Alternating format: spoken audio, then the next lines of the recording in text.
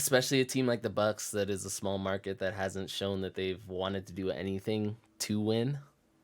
I don't know why you'd do that. If it's San Antonio, sure, sign that 5 years because they've shown a commitment to They've excellence, shown they can win and shit like that. But like, but not the I Bucks, yeah, Pacers. just Like, nah, no one like that. crazy, man. It's crazy that they are 11-8 with back-to-back losses to the Pelicans and Hornets. Unpopular opinion, unpopular opinion, unpopular opinion, unpopular opinion, unpopular opinion, unpopular opinion. Keep it real with him. Yeah. What is up, everybody? Welcome Just to when I another thought episode. I was out, they pull me back in. They man. pull me right back in. This is episode 3 of Unpopular Opinion. I'm Jason Rivera, and I got Beau Benson with me. Okay. And how was your week, Beau? What's been going on with you, man? Oh, week was fine. No complaints. Nothing happened at work. It's this is the worst sports week of the year, I think, right? Oh, definitely. Dude. It kind of gives you that a little bit of dread. Like It's football's about to end, and yeah, dude. It's pre-Super Bowl week, so there's not a lot that these guys are saying. Like, you've got Scotty Miller being like, I could beat Tyreek Hill in a foot race, and yeah. everybody being like, shut up. So speaking on that, about midway through the week, I was sitting here wondering, what are we gonna talk about this week? Like, this is a dry week. I get it's about Thursday, and I start penning down some ideas that we can talk about on the show, and there's nothing too exciting. But then yesterday came around, and our 2B to our 1A That's right. made the splash of the off season that hasn't even come yet. I know, right? Matthew Stafford gets traded to the Los Angeles Rams for Jared Goff and a bunch of random picks. I can't tell you how happy I am to not have Jared Goff in this city anymore. Watching him play football is wow, that's an exercise in futility if there ever was one. Yeah, I wanted to give the kid a chance. I definitely don't like writing off quarterbacks so early, but he did all right. He did great that Super Bowl year, and he was really awesome with, play action was his thing. And I think the year after the Super Bowl, Gurley was trash. They didn't really have a run game. Yeah. I felt like they relied way too heavily on Goff's arm too early, and I kind of blame McVay for that a bit. And I was like, you know what? Let's see what happens when they get a run game. And then they got one, and Goff was still bad. Dude. Yeah, Goff was good for like one or two head scratching turnovers a game. There was a game, I think it was the second game against the 49ers this year in LA, and he turned it over like 3 times in the first half or something like that. And that was when the Niners were like, down to like 4 practice squad guys having to start because everybody dies in that city year in and year out. And it was just like not even that competitive of a game. So yeah, man. I need a shirt that just says "Go LA Football Team," and I can just exchange it out each weekend depending on who's playing. But yeah, it's exciting. I mean, you kind of, like you said, like Goff didn't really get a chance, but then you think about it, and it's been 4 or 5 years with him running the team. Yeah, and you can discard that first year because no one was going to be was going to be good under Jeff Fisher. But like that Super Bowl year, I think that team relied so much more on Todd Gurley than we want to admit, I guess. And then after Gurley left, like it just all fell apart for Jared. I don't know what happened. Maybe he can rekindle some of that in Detroit, but it seems like McVay told the Rams front office that he wanted Stafford, and so they went and got Stafford. Yeah, man, Jared Goff, I mean, like we said, he was great in play action, and it was really Gurley's show. I mean, it showed promise, the fact that he was he was a decent game manager during that Super Bowl season. He hit the throws he needed to, but I don't know. If After four or five seasons it's been since they it's been drafted like him. 5, I think. Yeah, he got 5. drafted in 2016. Yeah, So it's this at a is like the certain 5th. point you are who you are. Yeah, that's the thing. Like there Uh, wasn't much more room for him to improve. Like if he wasn't going to do it now with one of the best offensive minds in football at the helm, like when was it really going to come? exactly. And I mean, I think we've both said it multiple times, but like Goff was never McVay's choice. No, Like he was that wa- kind of there, and that was the I'm sure Fisher he pick. signed. Yeah, and I'm sure he signed off on that extension, but you know, they did what they needed to do, and I think like I think people should commend the Rams for not being like every other NFL front office who don't understand sunken cost fallacy. Because you know they've got 2 or 3 or maybe 4 years to win a Super Bowl with Aaron Donald and Jalen Ramsey in town. So yeah, go get your guy. And if you don't win, then at least you tried. Too many NFL teams are content to just kind of play out with what they have and make middling improvements. But the Rams go for it. Yeah, it's awesome to see that type of team management. I mean, how many times have we seen teams that just kind of just allow their top stars to wallow away because they don't want to spend the money, Yeah. like Goff, the Packers, like, and the Rams, they're wheeling and dealing like they're an NBA team. Like they're No. letting picks And go. They're trying to get whatever it, they can to start winning now, which is what I think most franchises, unless you're in the dirt, that's what you should be doing. yeah, and fans get so worked up about the whole no first rounders thing. No. But I mean, like both of us being semi knowledgeable about the NBA, like I think we both understand that first round picks can be a little overvalued depending on how good your team is. Yeah. How many Now, like of those first round, I mean, even lottery picks, yeah, their percentage of hitting is once so you low.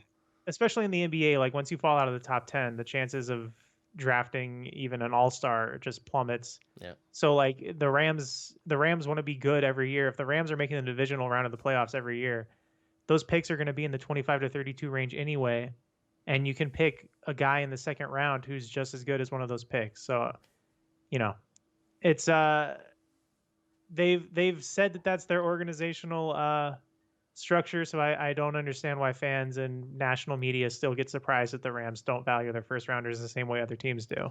Well, it's they haven't won a championship yet, and when that Right. happens, Yeah. all of a sudden you're gonna hear that narrative just flip into Yeah, dude. how innovative they are, and Yeah, all of a sudden, I guarantee you, if the Rams won the Super Bowl next year, they're going to all of a sudden you're gonna see this influx of people trying to make like wild trades. Yeah, no, you're gonna just see like the everybody Rams just were. trading their first rounders for established stars. Yeah. Which it's like that's the other thing too. Like I saw a take out there today that McVay might have to take some blame and arrogance for his system not working, and I'm just like, what? He didn't have a What guys? quarterback to run the system. Yeah, he clearly was tired of. He clearly felt that Jared Goff was limiting that team after the Super Bowl that they lost. Yeah. Like it doesn't take a mind reader to tell that that's what was going on. So like, I don't know, man. Jared Goff just got salary dumped. They still got a second back for Brandon Cooks, who is now stuck in Houston in that situation and really didn't do much. Mm-hmm. And like Todd Gurley's knees immediately disintegrated once he got to Atlanta.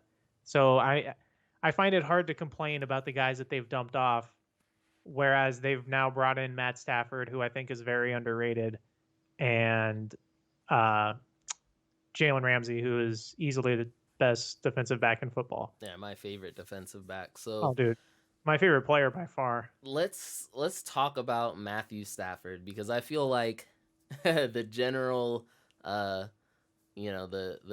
casual community in the NFL mostly do not know who Matthew Stafford is.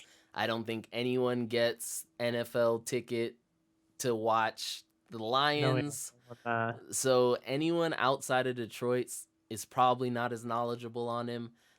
This is a guy who averages like 4,500 yards a season, uh, even without Megatron.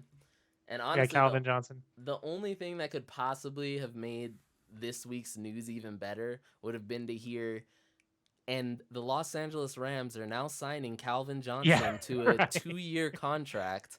Oh, Like, he could probably do it. oh, I guarantee He's only you. been retired for what, like 3-4 years now? Yeah, I think it's been three Yeah. years, 3 or 4. He could Um, he could probably do it, but he was a freak. He could most yeah, definitely do no. it. He could come in and he could get 800 yards on limited targets Yeah. No, I easily. think like no one was watching the Lions to understand how good Matthew Stafford could be. And like this idea that he somehow takes the blame for Detroit being a bad team these last few years is hilarious Yeah, no. because like his defensive have almost always been bad. His defensive team has always been bad. He doesn't ever get 100-yard running back like ever. I think he went like 5 years from Reggie Bush having a 100-yard game to Kerryon Johnson having a 100-yard game. Yeah, I couldn't name you a running back on the Detroit Lions in the Yeah, last 10 years outside of Reggie Bush. Adrian Peterson I think Oh, was there for. He's I still think there, he's there right? right now. Yeah, Yeah, and he's there right now.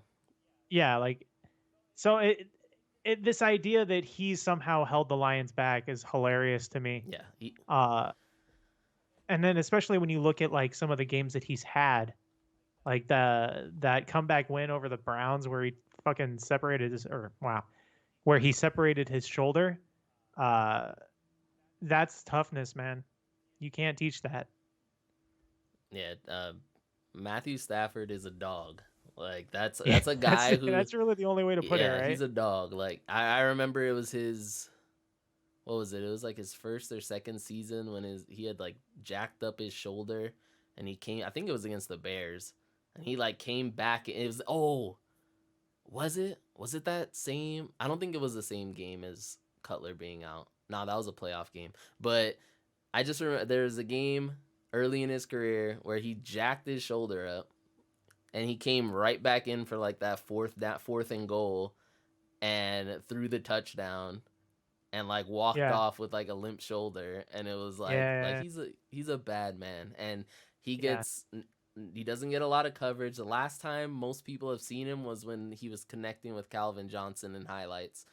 This kid, this guy friggin' throws. I mean, you think Patrick Mahomes is the only one who throws no-look passes. He hit the Titans with one this season. He's done it on multiple occasions. He's the type of quarterback that throws crazy shovel passes. No, that's the funniest thing is like Aaron Rodgers just gave an interview like this year where he said that Matthew Stafford was like the best player that no one talks about. Mm-hmm. Like that's like the second best quarterback in football right now saying that. Like, and now he's on the Rams, who already boasted they were a top 5 defense. Were they number 2? Because I know the Dolphins were this year. Yeah, this year they're the top. They were the top defense. They were the football. top defense. I mean, it depends on what metric you go by, and all that stuff. But I think overall, either way, they were on the top of the board. And they just and they have a great offense. What they got Cooper Kupp. They got Woods, Higbee at tight end. They got Akers. They're stacked on offense, and all they were missing was a quarterback. And I know this is far too early because we haven't even gotten to this Super Bowl. But honestly, at this moment in time, looking at it on paper, I believe that the Los Angeles Rams have to be your favorite until Deshaun Watson gets traded somewhere. Yeah, no, I think you should put them at or near the top. I don't think they're going to overtake the Chiefs just yet. No. But what they do need is they need a deep threat wide receiver. So someone like Marvin Jones from Detroit makes a ton of sense for that.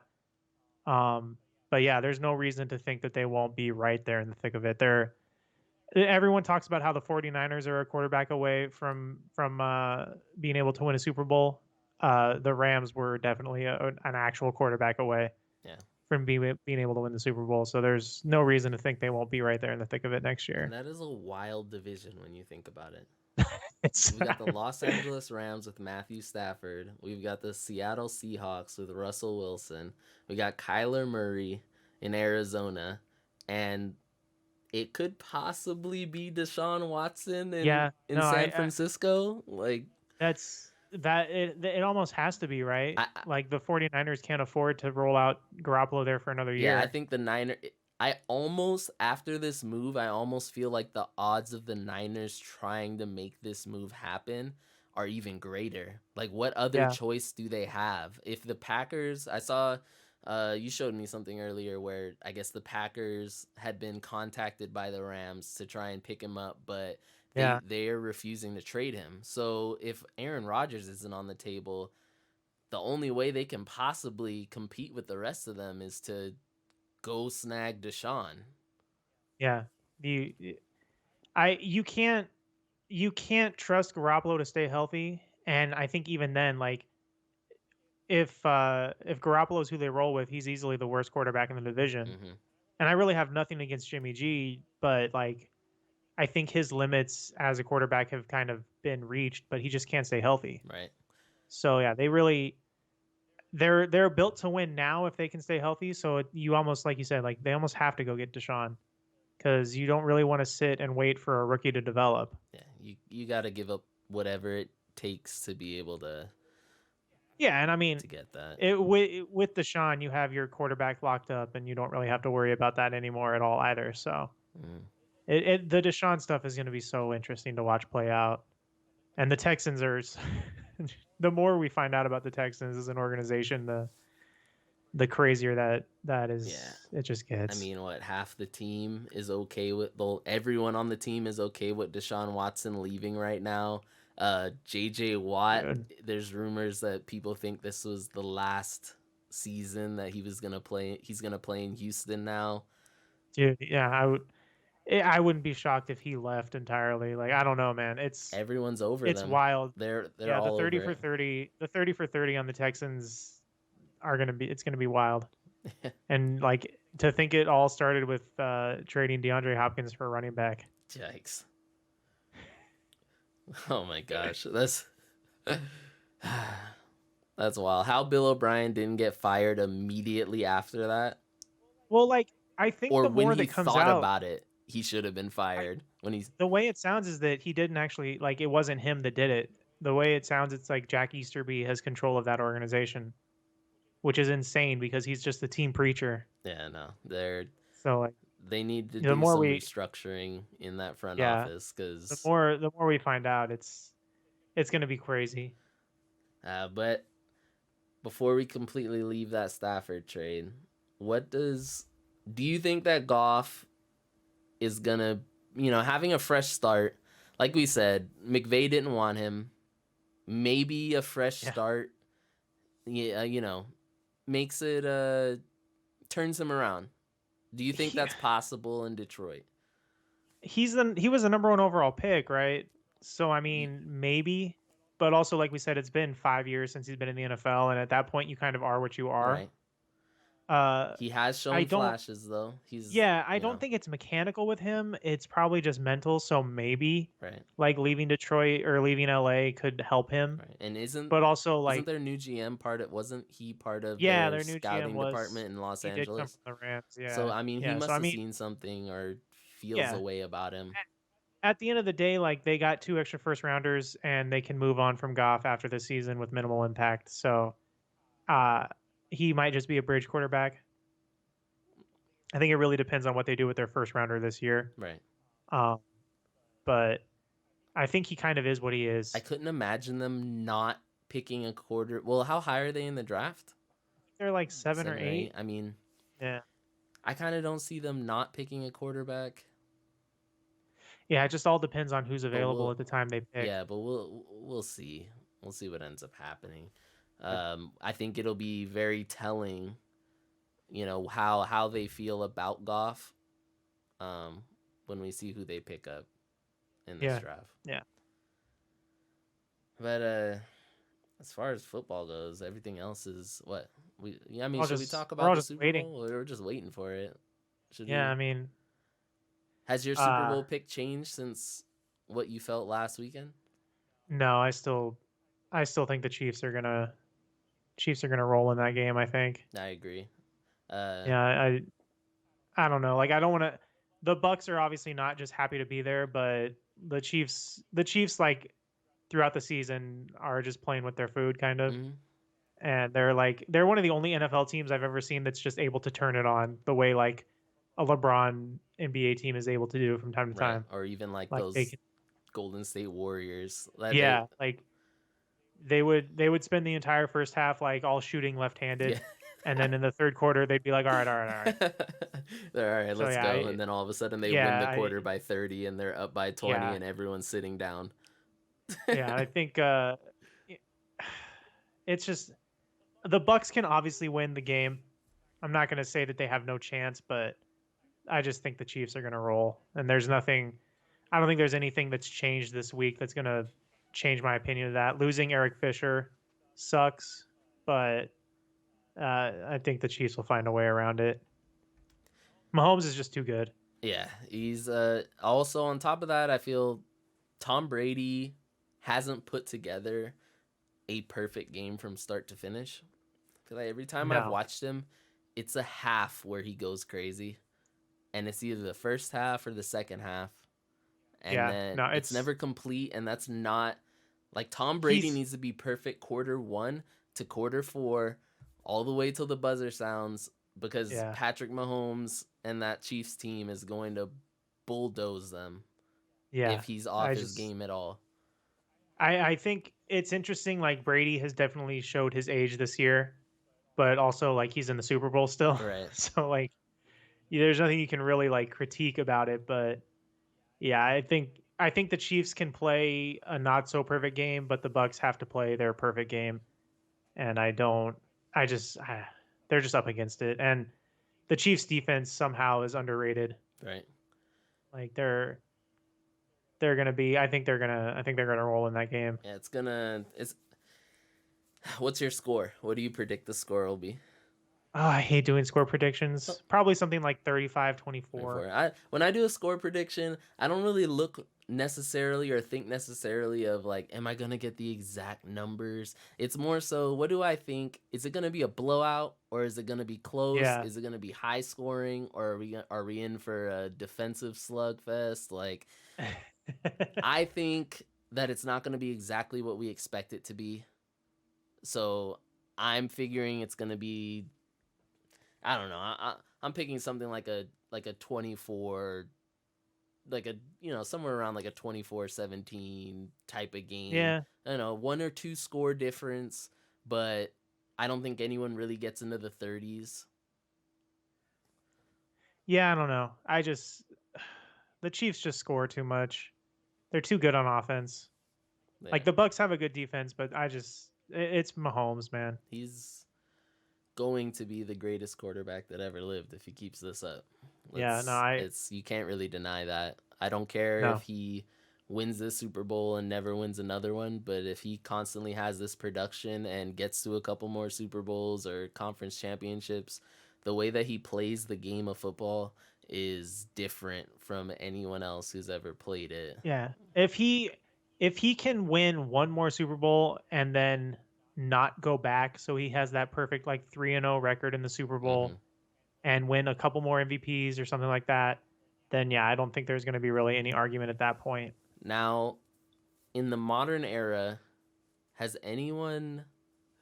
I don't think anyone's three-peated in football, have they?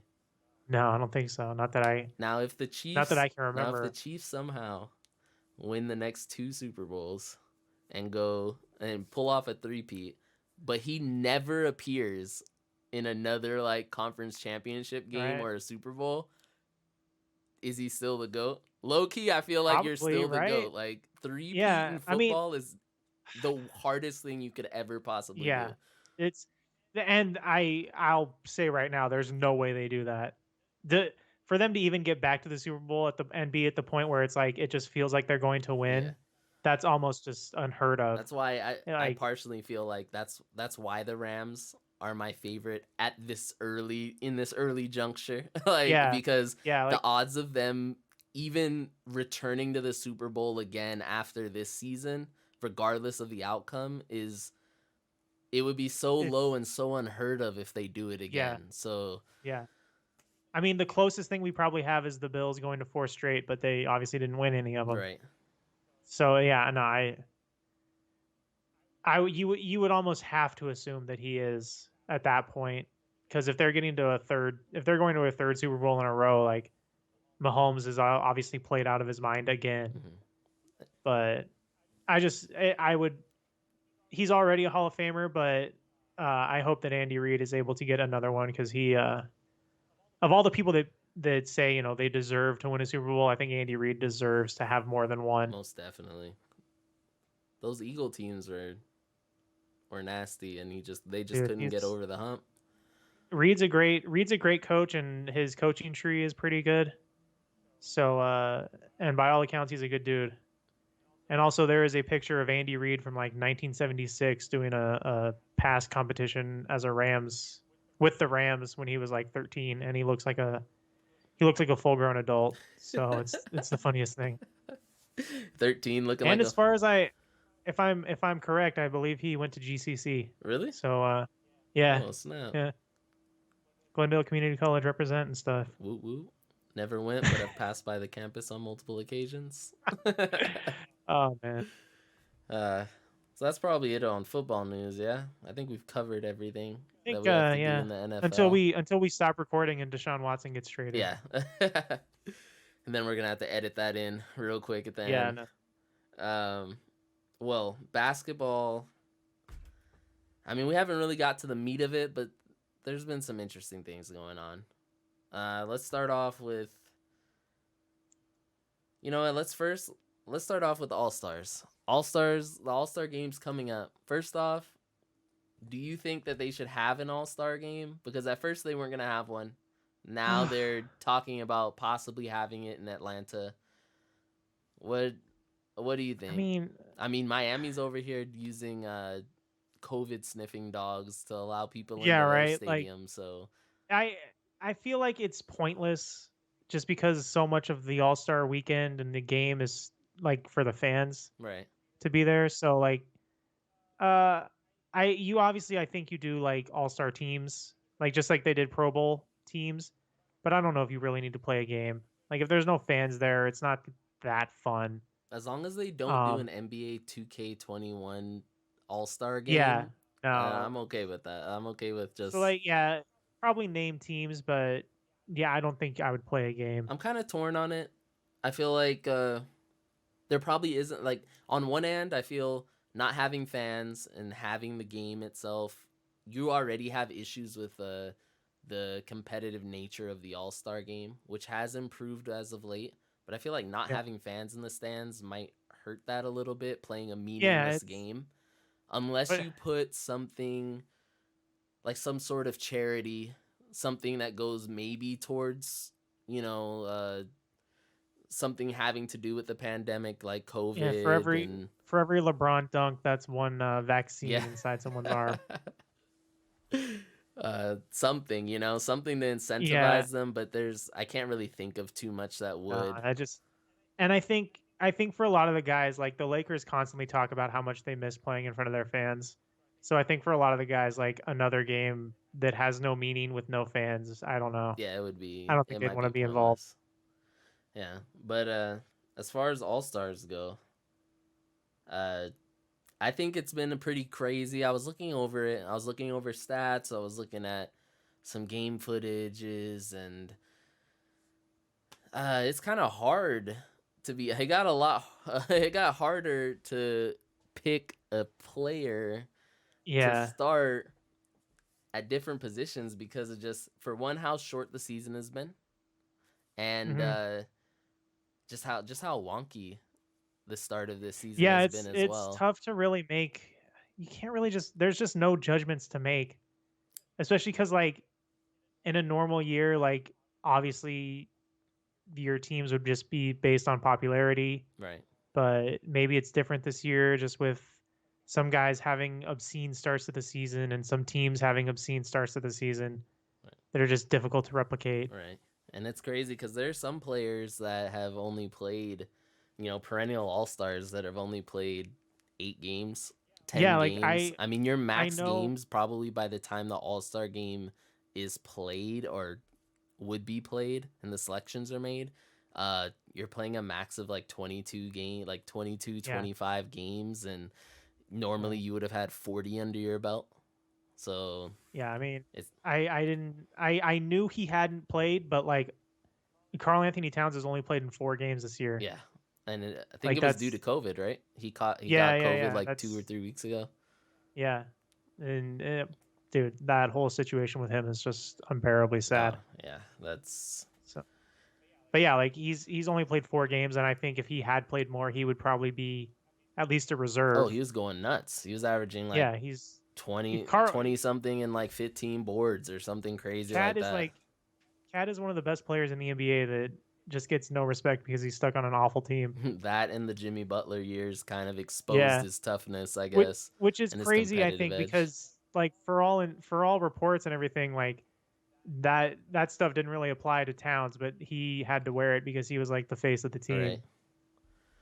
Stupid ass Wiggins, man. Dude was more intent on streaming than anything else. Oh man. He's over there inefficient as hell.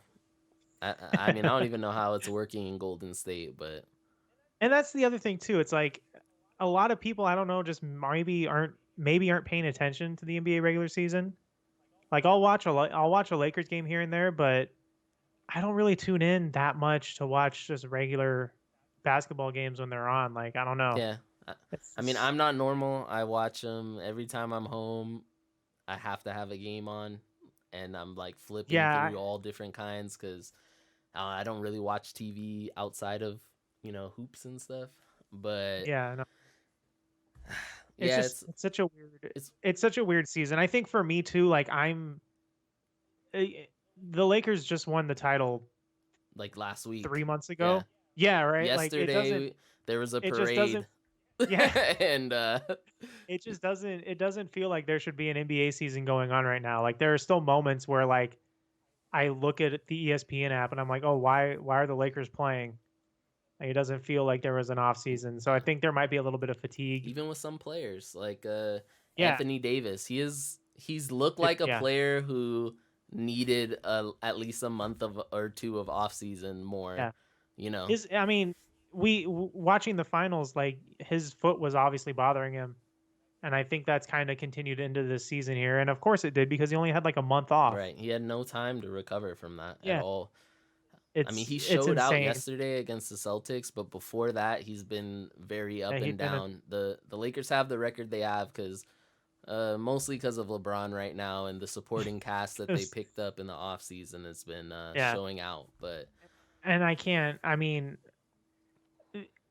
Laker fans getting upset about the team losing 2 games in a row. Who cares? Is the funniest thing to me. Cares? Like, yeah, I could not care less. I really don't. There are some teams it doesn't matter, especially a LeBron James team. He took the Cavaliers as a 5th seed straight into the finals. And I don't care that was the Eastern Conference. Like this team already showed they can beat teams in the West. If they want to rest and they end up as the 4th or 5th seed, I would bet my money that they end up in the finals. I'd bet them before the field. Yeah, no, I think so. People get so worked up about these regular season losses, and it just doesn't matter. It doesn't matter at all, especially because, like we've said, like they had no time off. I'm surprised that LeBron's even playing as much as he is. Right. Yeah, he's like I thought for sure.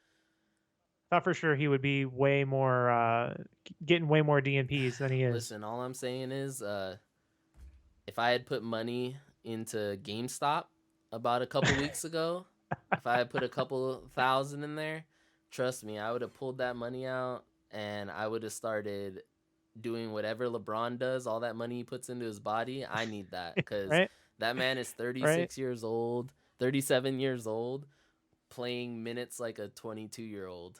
Yeah, dude. And someone, I think it was Rachel Nichols asked him after the game against Detroit, And she was like, are you tired? And he's like, no, I don't get tired. I'm like, what the fuck, dude? Liar. I mean, But somehow, I don't know, if you take care of your body, it's if you put into it, you're gonna get what you need out yeah, of dude, it. it's nuts, man. That's something that LeBron's longevity his endurance, his longevity is No, yeah, something his that's endurance is legendary. nuts. Like Yeah, there's there's no one, I don't think, that's ever going to be quite like it when it yeah, comes to that. especially just like there's no one. I don't think there's ever been anyone in the NBA that's just played as many minutes closely together as he has. Like, Yeah, how many years in a row did he go to the finals? 10. It Like was like, 8, yeah, 9. like something stupid. He went from, yeah, I think it was 9, because From he went to 4 with Miami, yeah, and and then then he went to like 4 or 5 with the Cavs, yeah, something like that. Yeah, or it was, yeah, 4, no, 4 something. Yeah, 4 with the Cavs, then the year break with the Lakers, and then the and then last year, the 9th one. he's just and he did all that with like I think he would still play in the Olympics and FIBA and stuff like that. Like he just there's no one. I don't think there's ever anyone that's played as many minutes as condensed as he has, and he's still like just shows no signs of slowing down. Well, I had looked up the stat before, like months ago, but LeBron James has something like 5,000 more minutes than Vince Carter had at the end of his career, and Vince Yeah, Carter was 42 years old playing in the yeah, dude. NBA, and LeBron's It's 37 with like 5 or 10,000 more minutes than he had to end it's his just career. It's wild. it doesn't make sense. Does not make sense. Yeah, but as far as all-star selections go, rolling back to that, as weird and wonky as it's been, I took a look at some things, and I want to see if you agree with me on my selections. Yeah, As yeah, far as starters go in the Eastern Conference, I have Bradley Beal as yeah. one of the guards. Uh, considering the events of tonight, I feel like I have to kind of explain this now. Yeah. Because I he don't know. I wasn't mean, interested in playing tonight, and that kind of yeah, no, it he was a was. bad look. But Yeah, he took the night off today, but he just played I anyway. mean, Uh, no, he's still a starter. He's been too good, I don't and no one's gonna care. blame him. Yeah, I don't care that his team has been bad. You're putting up 35 points a game. Yeah, You, I can't take that away from you. You're playing too far out of your mind to take that selection from you. yeah. Uh, And of course, you're gonna get exhausted playing like that, and then watching, like Rui Hachimura throw the game away or something yeah, like that, right? exactly. Like, And then, yeah, or like watching everybody around you just choose not to play defense. like, And yeah, I can't blame Bradley Beal for being frustrated. There's no reason. I hate when people get on their horse and are like, "Oh, this guy's quitting on his team." Like, yeah, dude, it's like an airplane, man. You try carrying these dudes up and down the court for 48 minutes a night. yeah, Like, you it can't sucks. listen. You've got to be in that situation before to really understand that. Like, I Right. have, I'm no professional basketball player, but like in my high school and even uh friggin' just rec league career, there have been times when I've been on teams that are just like, yo, what is going on? Like, and you just get like when just a bunch of just dumb stuff is happening on the floor that's simple, you you fight through it and you play, but everyone has a limit. Every Yeah. human being has a limit to what they can take. And you can't, I mean, he has been very professional throughout this season. So, I mean, outside of tonight, I guess, if you want to like look at it through a magnifying glass, like, but I don't care at who all. cares? I think he Yeah. deserves that selection. He's been playing wild, and hopefully he gets out. God willing. Next, I had Jaylen Brown, who Yep. is the best Ugh, Celtic they have on the roster. that's interesting. Listen, I think statistically, yeah. he's been dropping like 27 a night, and he Yeah. does it on both ends of the floor. Like, he outside of Marcus Smart, he's their next defensive stopper, and he's also their leading scorer. Yeah. No, he's good. Just you'll have to edit that part out that I just said a Celtic was good, but other than that, yeah. Then you got your norms. You got Durant, who's playing lights. Yeah. I don't have to explain Durant. No, there's no. Giannis is still Giannis, and Embiid, MVP Embiid has been going absolutely bonkers. As far as my starters, do you agree? Like, what? Yeah, no, those are all everybody I would pick. Yeah, there's no. Embiid's been good. Embiid's been really good, obviously. And Giannis has still been good, and he would still get the votes. So it doesn't really matter. Like, his team can be middling or whatever it is, and he's going to be in there. And there's no reason for him not to be. He's an all-star. Yeah, easy selection.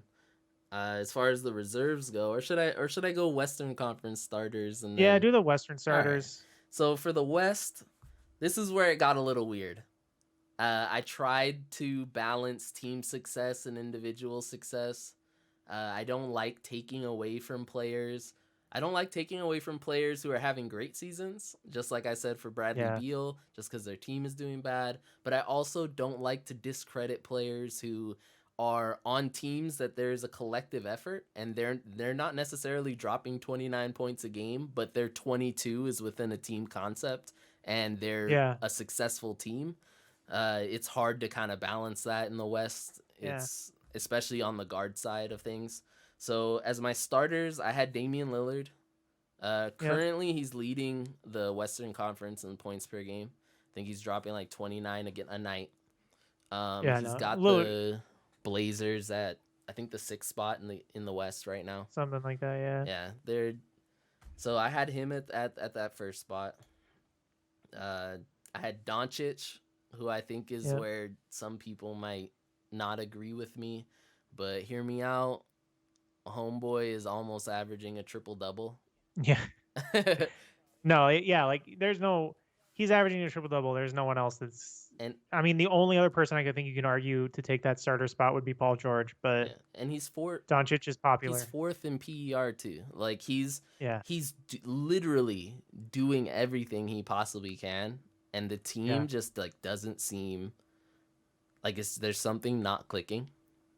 I think the loss of Seth Curry might have been a little more than that they had expected, and also the slower start with Porzingis coming in a little bit later might have set them back a bit. But Porzingis also is kind of, I mean, he's been back for about a week and a half, I think, 2 weeks, and he's kind of been up Porzingis, and down. So he might be cooked, man.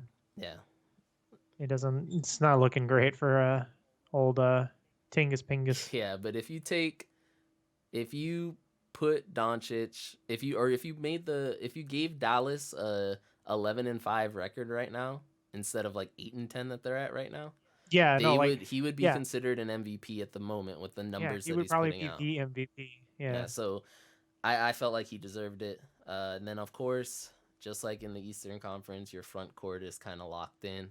You got LeBron, Jokic, who just went absolutely nutty tonight, and Kawhi Leonard, who's been honestly kind of quiet.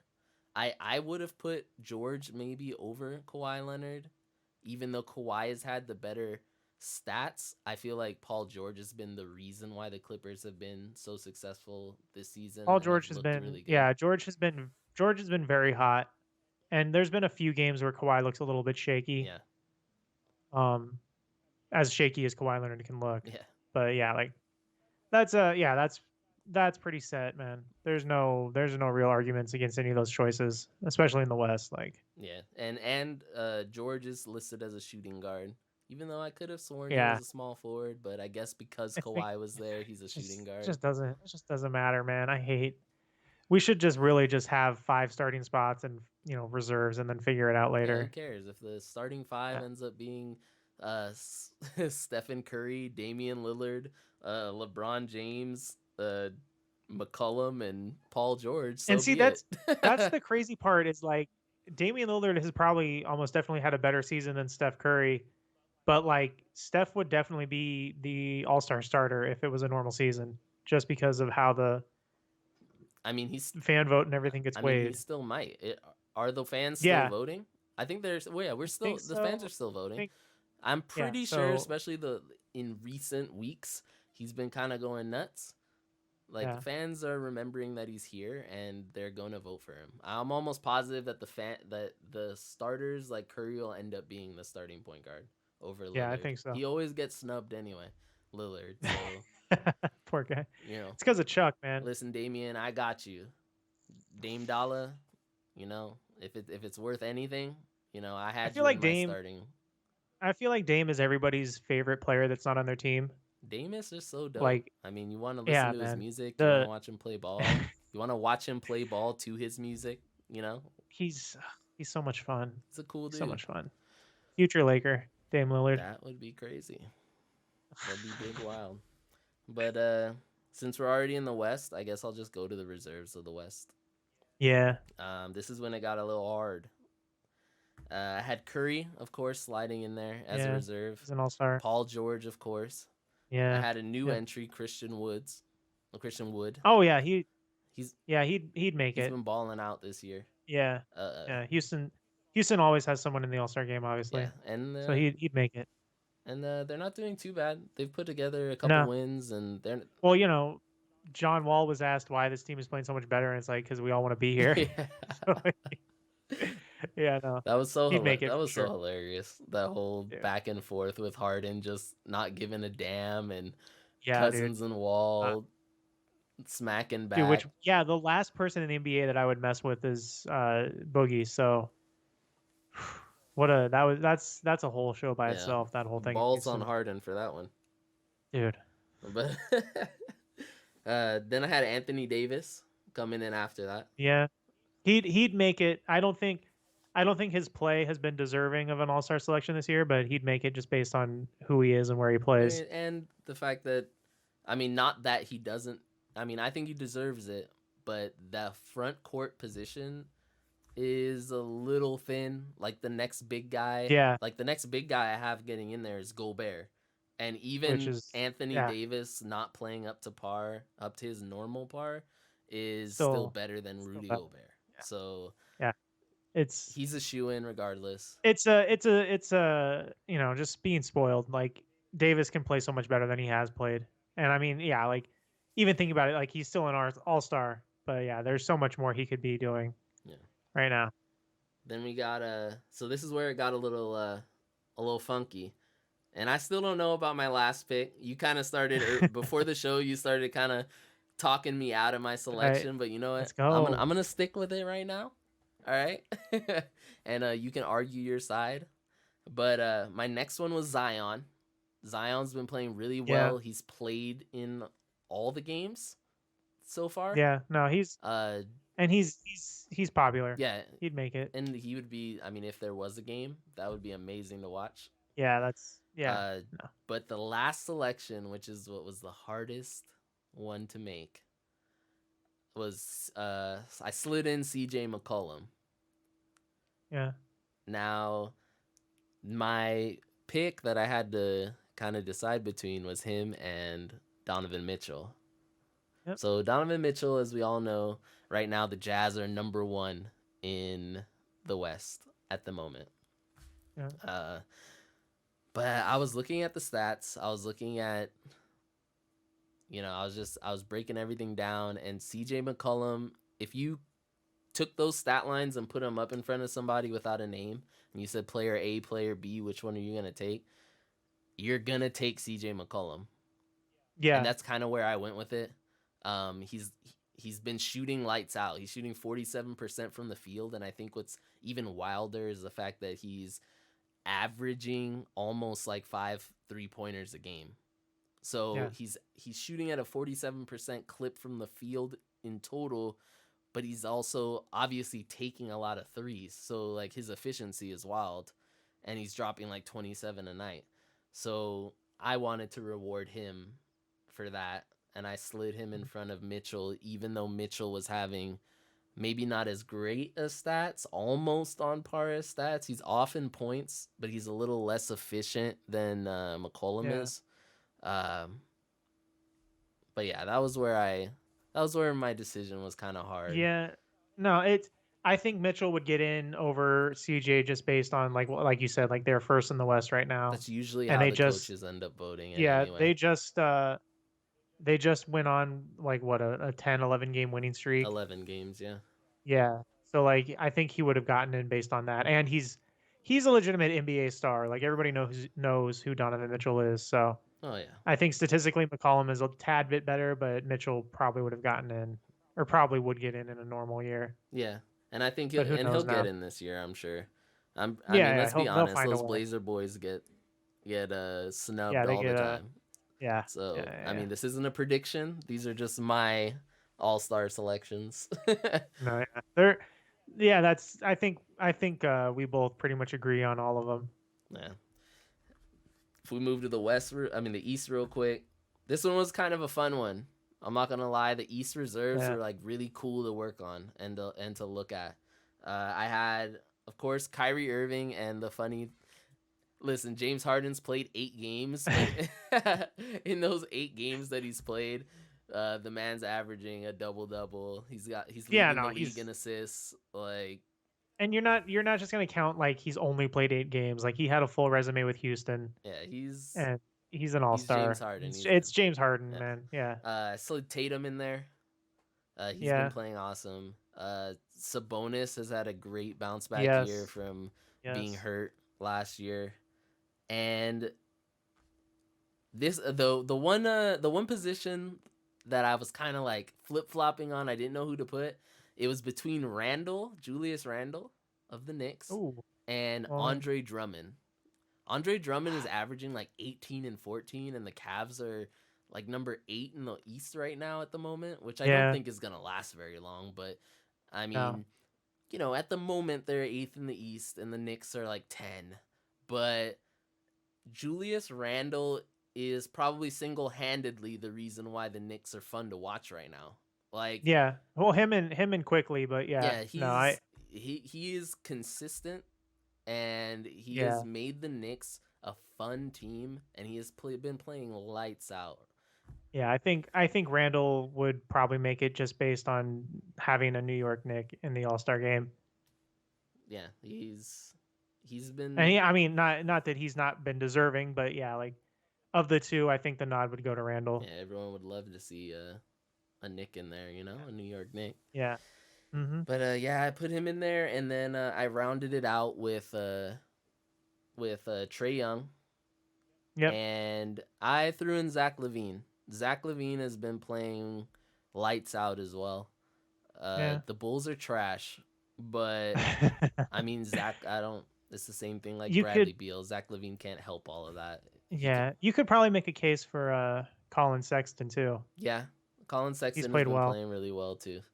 But when you compare the two, Zach LaVine has kind of been like on a whole nother level scoring this season. Yeah, no, he's. I think he's, if my memory serves me correct, he's like top 5 right now. If not, he is in the top 10, but I'm pretty sure it's higher, closer to the top 5 in scoring. He's dropping it's something like 28 a night. So Jeez, he's going off. the bubble's nuts. I thought he deserved it, although if I was predicting it, I'm pretty sure he's gonna get left off.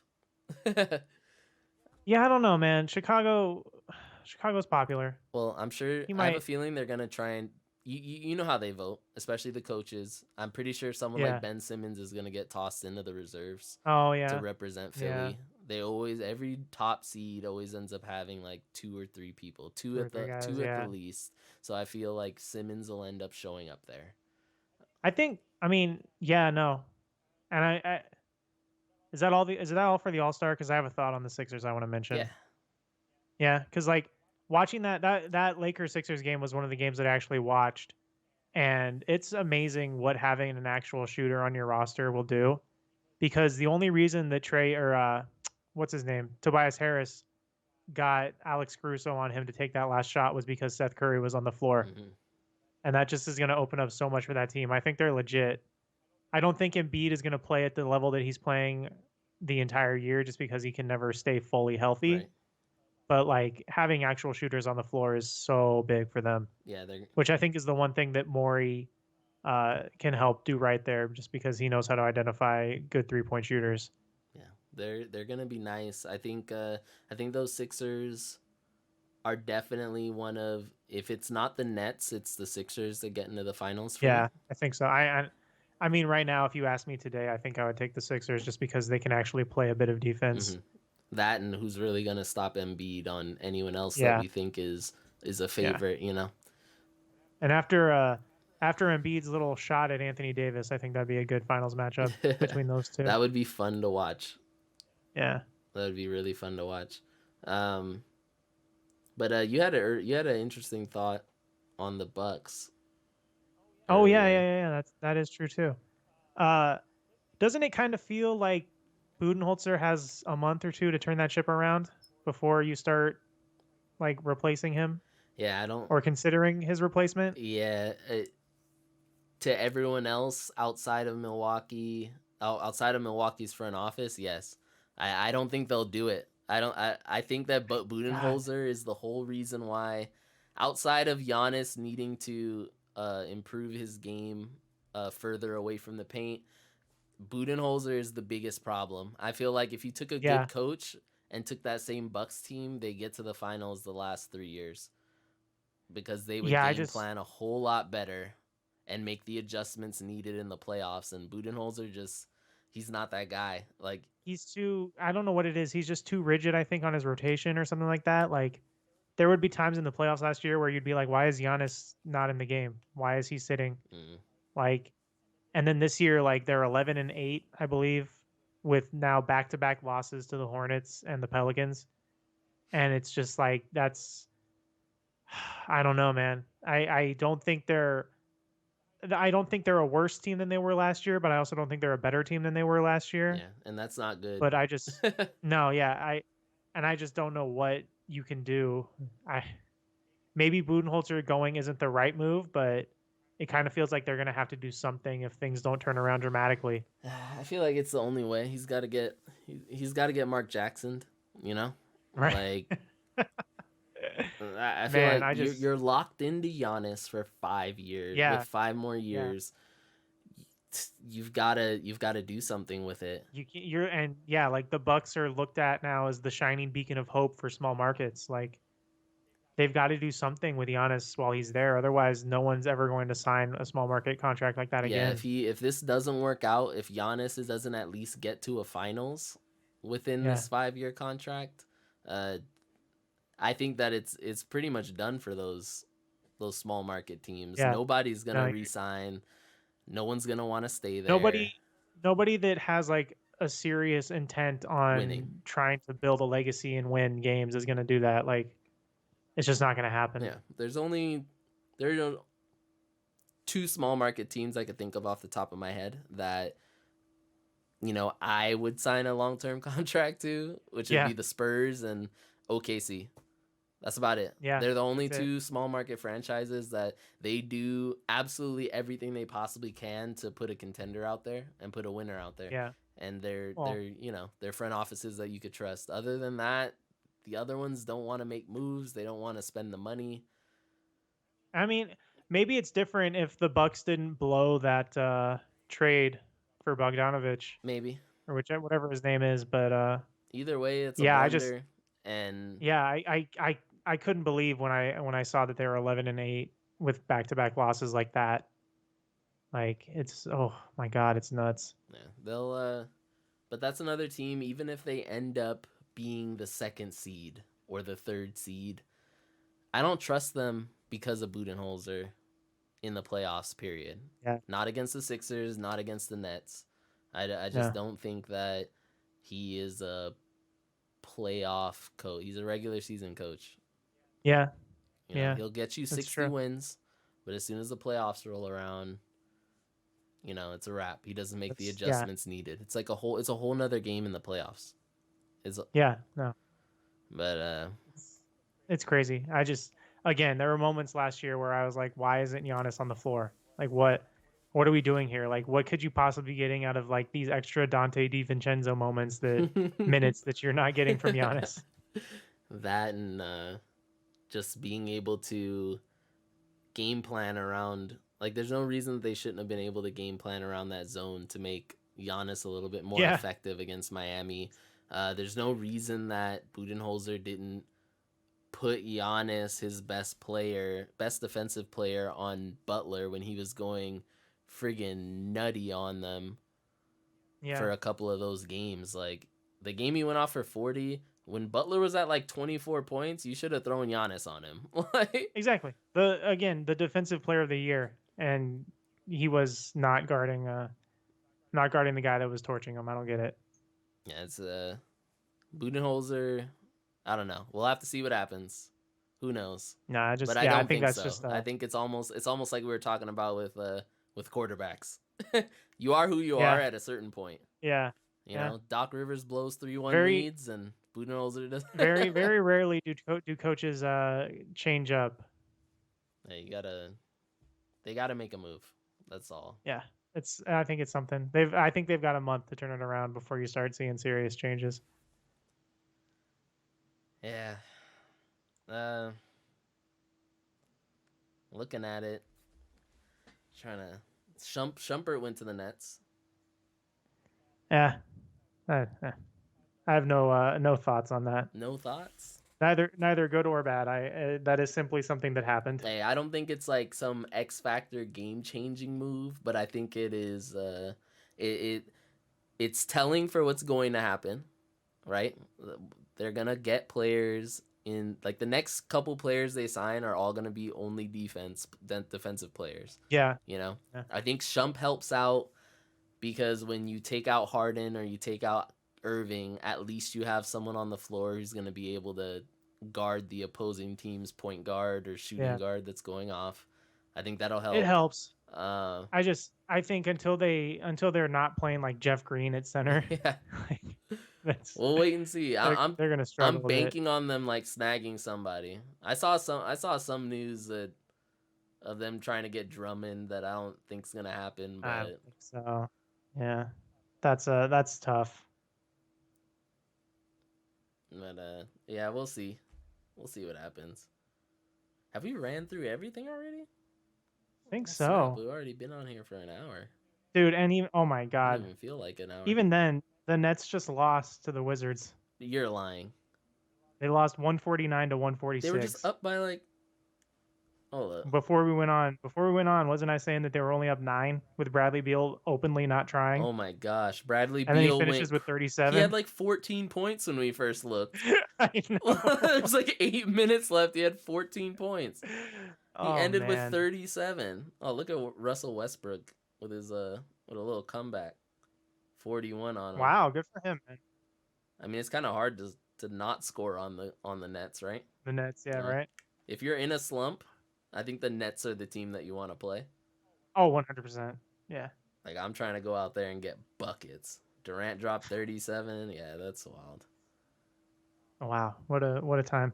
Well, you know, you see, they didn't have Shumpert to stop to stop either one of them. That's what they got him for, dude. Yeah.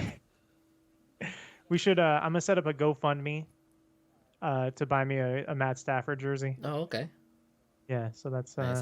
That'll be my closing thought for today's show. Go ahead and throw in there a Guilford hat, a Guilford Los Angeles Rams hat, right? That's what it's called. The Griswold. Griswold. Yeah. No, I got you. Throw that in there for the. I got one for you, bro. Oh, I bet. I don't even need the GoFundMe. Let's go. Oh man. All right, everyone. Well, thank you for watching. Appreciate you know, if you're on YouTube, make sure you like and subscribe. That'd be awesome. If you're on podcasts, just keep tuning in. We're gonna give us 5 stars. Yeah, we're gonna keep pumping out this content. You know, follow our socials, and yeah, it's been fun. I love coming. It's been a fun 3 weeks. We're gonna keep this pushing. And we're gonna have to find something because after next week it's over.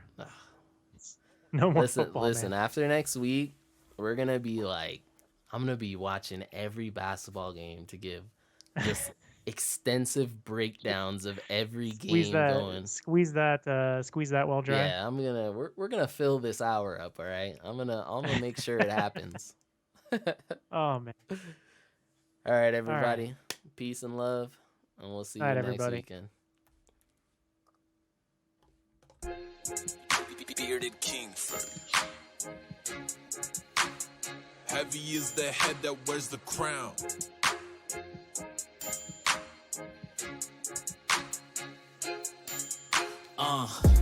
We the best of the best. Not too many top-notch podcasts left. We don't even need much time to prep. Never ever know what we gon' do next, but real recognize real, you see. So please tell me that you're feeling me, cause I can smell jealousy from a mile away. And there's no space for that on the show today.